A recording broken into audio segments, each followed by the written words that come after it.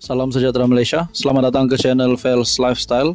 Dalam satu artikel yang sangat mengejutkan, disahkan dalam satu platform media sosial rasmi dari Facebook, laman Facebook Istana Negara, 9 Julai 2023. Kebawah Duli Yang Maha Mulia Seri Paduka Baginda Yang di-Pertuan Agong dan Seri Paduka Baginda Raja Permaisuri Agong menzahirkan ucapan takziah kepada seluruh keluarga mantan pengerusi Asia Berhad Datuk Pahamin Rajab yang telah kembali ke Rahmatullah semalam pada 8 Julai 2023. Ini pasti satu pemergian mengejutkan seluruh rakyat Malaysia, terutamanya kepada kepimpinan politik dan kepimpinan kerajaan dan kepimpinan pembangkang dari seluruh Malaysia.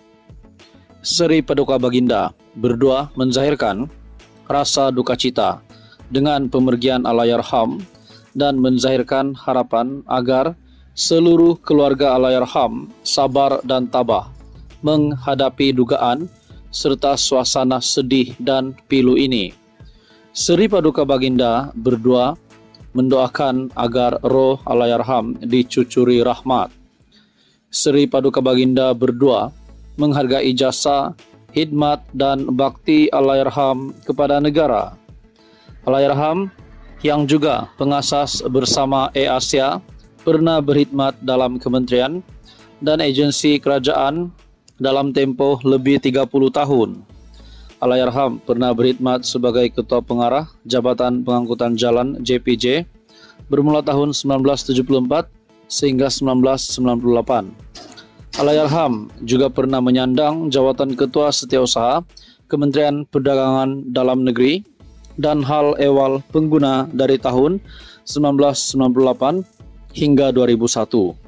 Allahyarham Pahamin turut memegang jawatan penting dalam beberapa syarikat termasuk LNG Resource Berhad, For Life Research Sendirian Berhad dan Mediscreen Sendirian Berhad.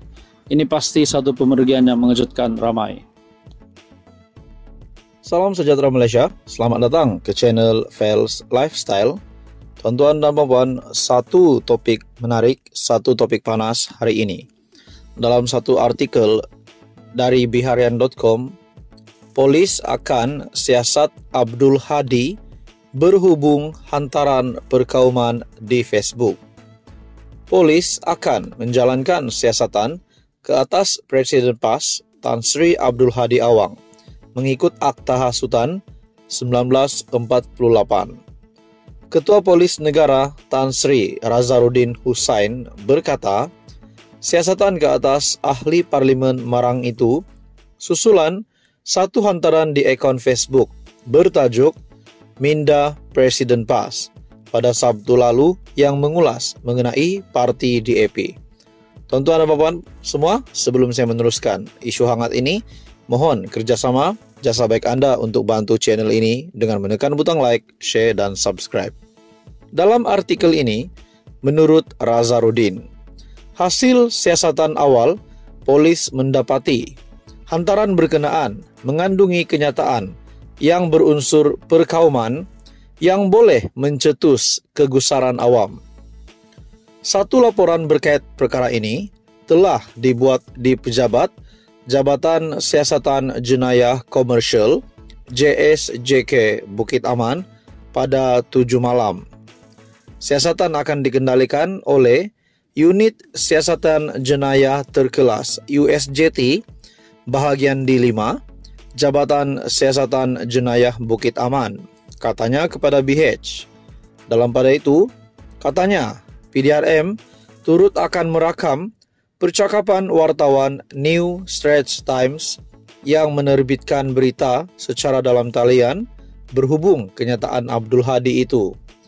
Katanya, siasatan ke atas artikel itu berkaitan laporan berita bertajuk Hadi Again Accuses DAP of Chinese Agenda Using Malay Spokesperson to Achieve Goals. Antara intipati kenyataan itu adalah DAP berhasrat mengekalkan pengertian Islam dalam perlembagaan persekutuan berdasarkan tafsiran penjajah yang menjunjung liberalisme dan kebebasan yang dianuti oleh Barat. Selain itu, antara intipati lain yang diterbitkan menerusi laporan itu adalah dakwaan Hadi bahwa DAP berjaya melantik juru cakap daripada orang Melayu yang lupa akan kemelayuan mereka dan terpinggir dari segi ketaatan kepada Islam. Menurut Nazarudin, kedua-dua pihak itu, yaitu Hadi dan Akbar NST, akan dipanggil untuk direkam keterangan dalam masa terdekat. Kes disiasat mengikut Seksyen 4 dalam kurungan 1 Akta Hasutan 1948 dan Seksyen 233 Akta Komunikasi dan Multimedia 1998. Adakah dengan ini sedikit sebanyak boleh memberikan impak kepada PAS yang bakal menghadapi pilihan raya negeri, bukan sahaja kepada PAS tetapi kepada kepimpinan Perikatan Nasional setelah Presiden PAS sah akan disiasat oleh polis. Dalam satu artikel dari biharian.com, polis akan siasat Abdul Hadi berhubung hantaran perkauman di Facebook. Polis akan menjalankan siasatan ke atas Presiden PAS Tan Sri Abdul Hadi Awang mengikut Akta Hasutan 1948.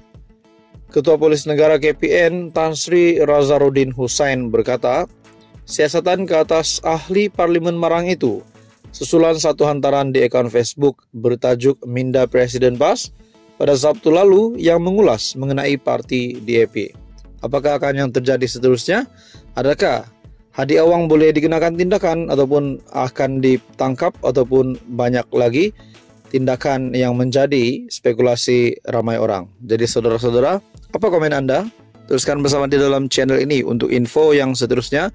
Mohon bantu channel ini dengan menekan butang like, share, dan subscribe.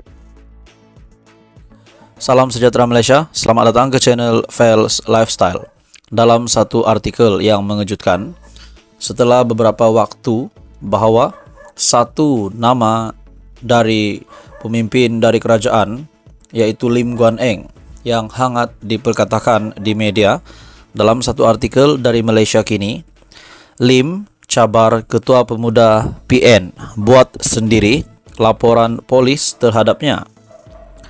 Pengurusi kebangsaan DAP Lim Guan Eng mencabar Ketua Pemuda Perikatan Nasional Ahmad Fadli Syari supaya membuat sendiri laporan polis terhadapnya dan bukan meminta anak-anak buahnya berbuat demikian.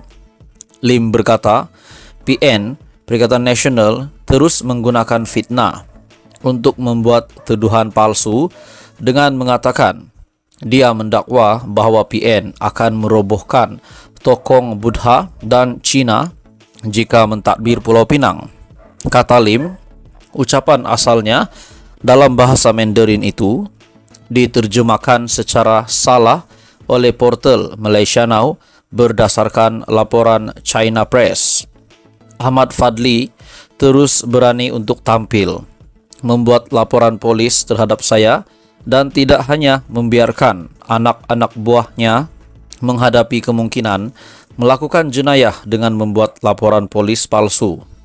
Ahmad Fadli ingin mengarahkan Jentera Pemuda Perikatan Nasional di seluruh negara untuk membuat laporan polis terhadap saya berdasarkan fakta yang palsu.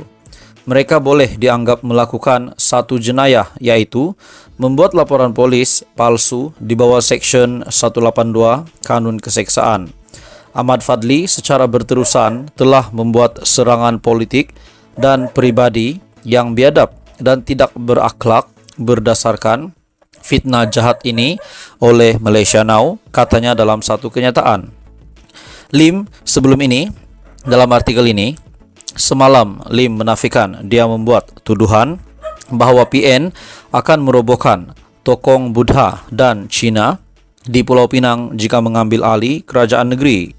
Bekas Ketua Menteri Pulau Pinang itu berkata, ucapannya dalam bahasa Mandarin telah diputarbelitkan oleh Malaysia Now bagi memberi gambaran sedemikian. Dia menjelaskan bahawa ucapannya sebelum ini merujuk kepada kes tempat sembayang Hindu di Kedah yang dirobohkan pada Julai 2020.